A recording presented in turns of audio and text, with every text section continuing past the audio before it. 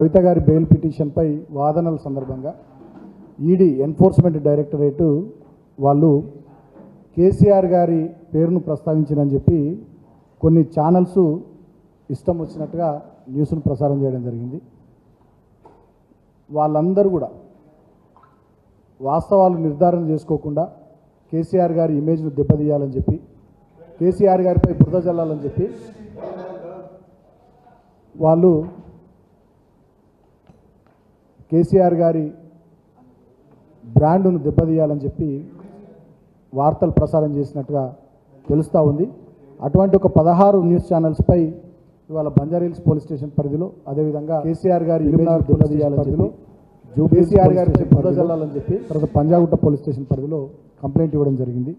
నిరాధారమైనటువంటి వార్తల్ని ప్రసారం చేసి మా పార్టీ అధినాయకులు కేసీఆర్ గారి ఇమేజ్ను దెబ్బతీయాలనేటటువంటి కుట్ర చేసినందుకు వారి మీద చర్యలు తీసుకోవాలి. ఇటువంటి తప్పుడు వార్తలు భవిష్యత్తులో ఎలాంటి ఆధారాలు లేకుండా, ఎలాంటి వాస్తవాలు లేకుండా అబద్ధాలను, దుష్ప్రచారాలను చేసేటటువంటి ఛానల్స్ను కట్టడి చేయాలనేటటువంటి విషయాన్ని వాళ్ళ కంప్లైంట్ రూపంలో పోలీస్ దృష్టికి తీసుకొని పోవడం జరిగింది. తగిన చర్యలు తీసుకోవాలని చెప్పి కూడా కోరడం జరిగింది.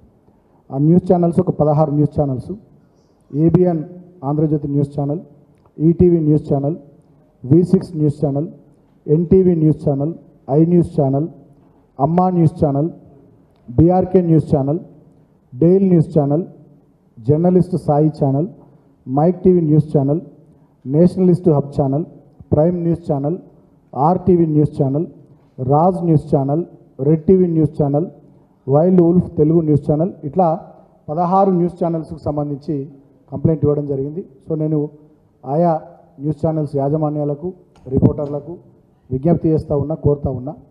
కేసీఆర్ గారు 14 ఏళ్ల పాటు పోరాటం చేసి తెలంగాణ తెచ్చిన నాయకుడు. 10 సంవత్సరాలు 2 టర్ములు తెలంగాణ ప్రజల ఆశీర్వాదంతో అద్భుతంగా తెలంగాణ ప్రజల సంక్షేమం, అభివృద్ధి కోసం కష్టపడి నిరంతరం తపన కొద్దీ పనిచేసినటువంటి నాయకుడు.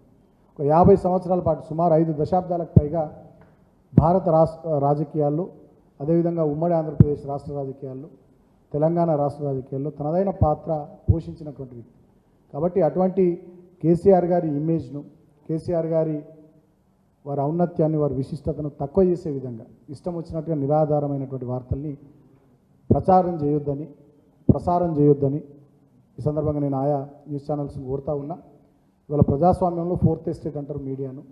మరి ప్రతిపక్షంగా ఉన్న బీఆర్ఎస్ పార్టీకి ప్రజల కోసం, ఈ ప్రాంత అభివృద్ధి కోసం, అధికార పక్షంపై వాళ్ళు ఎన్నికల సందర్భంగా ప్రజలకు ఇచ్చినటువంటి మాటల్ని నిలబెట్టుకోవాలనేటటువంటి అంశంపై మేము చేస్తున్నటువంటి పోరాటానికి, కార్యక్రమాలకు మద్దతుగా నిలబడి ప్రజల గొంతుకగా ఉండి ప్రజాస్వామ్యాన్ని రాష్ట్రంలో పరిరక్షించాల్సినటువంటి బాధ్యత ఈ మీడియా తీసుకోవాలి. అబద్ధాలను ప్రసారం చేయడం, అవాస్తవాలను ప్రసారం చేయడం, కేసీఆర్ గారి మీద కోపం కొద్ది కొంతమంది ఏదో చేస్తే దాన్ని ప్రచారం చేయడం, ఈ రకమైనటువంటిది ఇది మంచిది కాదు. ఈ పద్ధతి మానుకోవాలని చెప్పి కూడా నేను హితవలుపుతూ ఉన్నా. డెఫినెట్గా బీఆర్ఎస్ పార్టీ నిర్ణయం తీసుకున్నది. రాబోయే రోజుల్లో కూడా మేము రాజ్యాంగానికి లోబడి చట్టబద్ధంగా లీగల్ ఫైట్ ఖచ్చితంగా, అవి న్యూస్ ఛానల్స్ అయినా, అవి పేపర్లైనా, సోషల్ మీడియాకి సంబంధించినటువంటి అంశాలైనా డెఫినెట్గా కేసీఆర్ గారి ఇమేజ్ కానీ, బీఆర్ఎస్ పార్టీ నాయకుల ఇమేజ్ దెబ్బతీసే విధంగా ఎవరు కూడా తప్పుడు వార్తలు, తప్పుడు స్టోరీలు ఏవి కూడా ప్రసారం చేసినా, తప్పుడు కథనాలు ఏవి కూడా ఇచ్చినా ఖచ్చితంగా మేము ఫైట్ చేయాలని చెప్పి నిర్ణయించుకున్నాం. ఈ విషయంలో ఎవరిని విస్మరించము, వదిలిపెట్టబోము. ఖచ్చితంగా చట్టపరంగా మాకున్నటువంటి రాజ్యాంగపరమైనటువంటి హక్కుల్ని న్యాయపరంగా మేము వినియోగించుకుంటాం.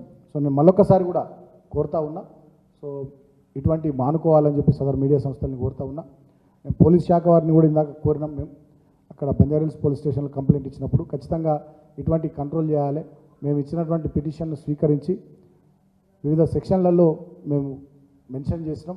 ఏ రకంగా వాళ్ళు తప్పుడు వార్తలు ప్రసారం చేసిర్రు, ఏ రకంగా ఉద్దేశపూర్వకంగా కేసీఆర్ గారి ఇమేజ్ని దెబ్బతీయాలని చెప్పి కుట్రపూరితంగా ఈ రకంగా చేసిర్రో సెక్షన్స్ కూడా మేము మెన్షన్ చేసి మరి ఇచ్చినాం.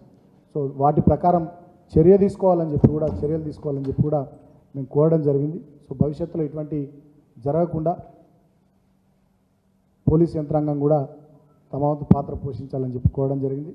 సో అంతిమంగా డెఫినెట్గా బీఆర్ఎస్ పార్టీ ఒక ప్రధాన ప్రతిపక్షంగా ఈ రాష్ట్రంలో ప్రభుత్వం ప్రజలకు ఇచ్చినటువంటి హామీలను నిలబెట్టుకోవడానికి ప్రభుత్వంపై పోరాటం చేస్తూనే తెలంగాణను తెచ్చిన పార్టీగా, తెచ్చిన తెలంగాణను 10 ఏళ్ళు బ్రహ్మాండంగా అభివృద్ధి దిశగా దేశానికే తలమానికంగా తీర్చిదిద్దినటువంటి పార్టీగా తెలంగాణ అస్తిత్వం కోసం, తెలంగాణ సంస్కృతి పరిరక్షణ కోసం, తెలంగాణ ప్రాంత ప్రయోజనాలు, తెలంగాణ ప్రజల హక్కుల కోసం నిరంతరం కేసీఆర్ గారి నాయకత్వంలో ఈ పార్టీ ఎవరెన్ని కుట్రలు చేసినా, ఎవరెన్ని తప్పుడు కథనాలు సృష్టించినా, ఎవరెన్ని వ్యక్తిత్వాలను దెబ్బతీసే, మా నాయకుల వ్యక్తిత్వాలను దెబ్బతీసే ప్రయత్నాలు చేసినా మా పోరాటాన్ని ఖచ్చితంగా కొనసాగిస్తాం. నేను మీడియాను కూడా కోరుతా ఉన్నా, ప్రజాస్వామ్యంలో మీరు 4th ఎస్టేట్, డెఫినెట్గా మీరు కూడా సహకరించండి. అందరం కూడా కలిసి రాష్ట్ర ప్రజలకు ప్రయోజనం కలిగే విధంగా, రాష్ట్రం మంచిగా ముందుకు సాగే విధంగా ప్రతిపక్షంగా, అదేవిధంగా మీడియా ప్రజాస్వామ్యంలో 4th ఎస్టేట్గా కలిసి పనిచేద్దామని చెప్పి కూడా నేను కోరుతా ఉన్నాను. Thank you.